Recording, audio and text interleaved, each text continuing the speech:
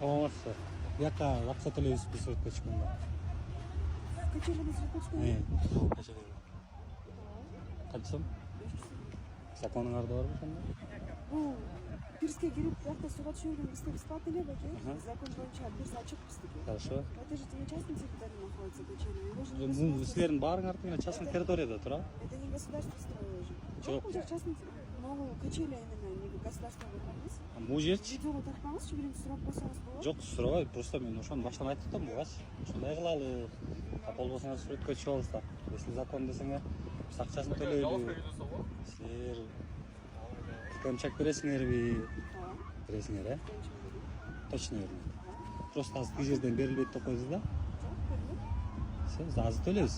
Көмчегиңиздерди көрөбүз. Так, эмнеге болбойт? Может, частный территорияда турабы? Жок, Же силердин внутренний уставыңарда барбы ушундай? Жок, бияктан сууга түшөсүңүз. Же өзүңөр эле чыгардыңарбы?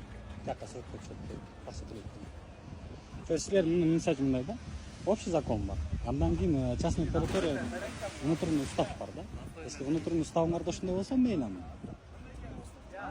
Анан мисалы үчүн по закону я знаем, что пирс и пляж должны быть открытыми, а пирс и пляж не открыты. Вы можете заходить, купаться. Тут единственное, лежаки платные. Хорошо. И фототься тут платно, потому что это не государство строило. Жок. Так пирс у нас открытый. Хорошо, Мы чек түшүнүктүү. выдаем, чек пробивается все. По закону мы ничего не нарушаем. Хорошо. Вот могу силердин частный территория жерин? Пирс. Вот это же Могу оазистин немеси частный территория? один. Государственный, да? Силер мунуңарды өзүнчө илсеңер бир жөн. Бирок принциптин үстүнө жабышып турбайбы? Если по закону. Может, Вы приз на турабы? пирсе можете фототься, байки.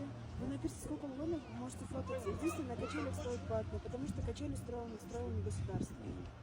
Кыскасы тиги жерге 500 сом, да? Да.